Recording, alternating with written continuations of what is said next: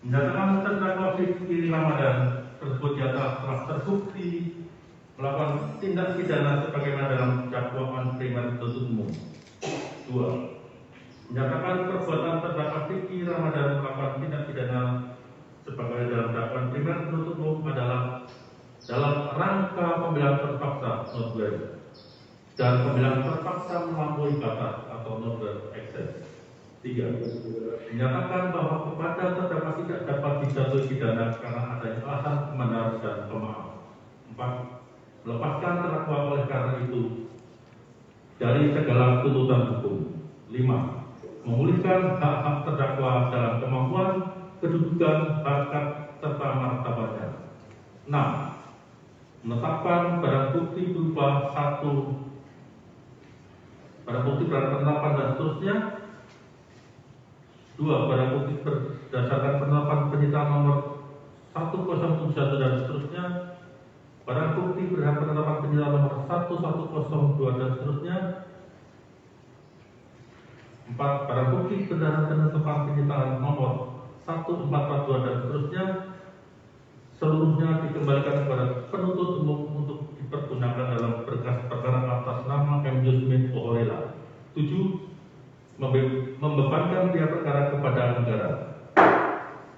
Demikian diputuskan dalam sidang perdana majelis hakim pengadilan negeri Jakarta Selatan pada hari Senin tanggal 14 Maret 2022 oleh kami majelis hakim tersebut, dan yang diucapkan pada sidang terbuka untuk umum pada hari Jumat tanggal 18 Maret 2022 oleh Hakim Ketua yang didampingi Hakim tersebut dibantu oleh panitera serta dihadiri penuntut umum serta terdakwa didampingi oleh penuntut umumnya secara video conference. Silakan duduk kembali.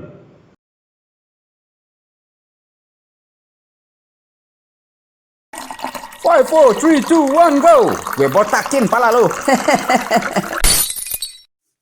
Assalamualaikum warahmatullahi wabarakatuh. Ketemu lagi teman-teman dengan Bang Napi Channel. Channel apa adanya, tidak ada apa-apanya.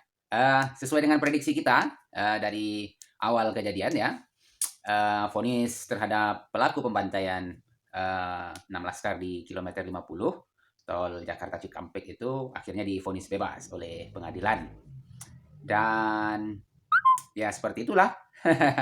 Ya, karena memang sudah kita prediksi ya. Padahal ya secara investigatif Komnas HAM sudah merilis bahwa yang dilakukan oleh beberapa orang eksekutor itu merupakan pelanggaran HAM ya, sekalipun tidak ada kata beratnya di sana. Jadi ada pelanggaran tentu ada hukuman ya. Bagaimana mungkin ada pelanggaran tidak ada hukumannya? Ini kan lucu. Agaknya ya rekomendasi atau hasil investigasi dasar yang dibuat oleh Komnas HAM itu memang tidak dijadikan oleh majelis hakim sebagai pertimbangan. Lalu kemudian hakim ya dengan kewenangannya ya bisa sesuka hatinya saja mau memutuskan fakta-fakta di persidangan itu sesuai dengan kehendaknya. Seperti yang saya rilis lalu-lalu, ini di YouTube saya ada 360 lebih video ya. Boleh teman-teman cek seperti apa pengalaman saya di pengadilan. Lalu ya mulai dari tuntutannya apa ya kan, didakwa apa, tuntutannya apa, kemudian vonisnya bagaimana. Jadi saya didakwa atau saya dituntut ditersangkakan karena menghina kepala negara awalnya kan seperti itu. Lalu kemudian ya selama 40 hari lebih berubah-ubah BAP-nya ya. Nyaris 20 jam per hari itu di BAP selama di Polda itu, kemudian jatuhlah pada sangkaan macam-macam ketika itu. Ada banyak pasal ya, karena dituntut dengan pasal berlapis oleh JPU, mulai dari menghina kepala negara, menista agama katanya kan, menyebarkan berita hoax, menyebarkan berita bohong katanya kan. Tapi putusannya aneh ya, memprovokasi SARA ya, ini kan aneh ya. Di putusan ya di proses penyelidikannya lain, di penyidikan tingkat pertamanya berbeda, di penyidikan tingkat keduanya di kejaksaan berbeda, di tuntutan lain, kemudian putusannya entah kemana-mana. Itu sudah biasa. Jadi kita nikmati saja alurnya. Yang jelas ya, rilis pers yang dilakukan oleh Fadil Imran dan Dudung Abdurrahman di Polda Metro Jaya itu sangat mencurigakan, dan patut kita duga dua orang ini adalah otak pelaku dari pembantaian 6 laskar FPI di kilometer 50 itu. Dan ada banyak kejadian-kejadian lain yang mengikuti persoalan itu sebelum dan sesudahnya. Jadi bisa kita tuduh-tuduh begitu saja, karena apa, ini kan beropini. Ya, sama seperti yang dilakukan oleh majelis hakim itu, barangkali mereka di bawah tekanan, ya kalau seandainya tidak berani membuat putusan, pembebasan terhadap eksekutor itu, maka ya mereka bisa saja akan bernasib sama dengan 16 Laskar itu. Nah, kita bisa menyimpulkan seperti itu, karena ini orang-orang di belakang kasus itu orang-orang yang sadis, kejam, biadab ya.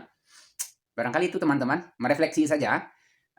Terus terang kita kesal ya dengan putusan majelis hakim itu, dan ya agaknya kalau bertemu aparat kepolisian yang tidak berseragam menghadang Anda di jalan, bantai saja, gorok lehernya kapan perlu.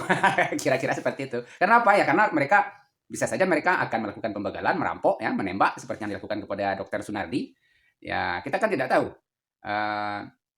Entah ia mereka polisi, intel, entah tidak ya kan. Entah mereka sudah habis pakai narkoba ya kan. Terus terinspirasi untuk melakukan tindakan yang heroistis ya. Seperti dalam film-film Hollywood ya kan, mau kejar-kejaran nangkap perampok katanya kan. Lalu dia tembak orang. Nah, nanti dirilis oleh humas Polri-nya, oh ya mereka sudah melaksanakan tugas sesuai SOP, sudah sesuai prosedur, sudah terukur dan presisi begitu kan. Kan saya enak-enak udelnya saja. Kira-kira. Jadi ya terpaksa mengurut dada kita ya, karena ini rezim komunis, rezim biadab ya. Barangkali demikian merefleksi putusan majelis hakim terhadap para pembantai 6 Laskar FPI di kilometer 50 itu. Dan perlu kita waspada, kejadian-kejadian seperti itu bisa saja datang di depan rumah Anda sendiri, atau terjadi kepada orang-orang terdekat Anda, atau mungkin bahkan kepada Anda sendiri. Assalamualaikum warahmatullahi wabarakatuh.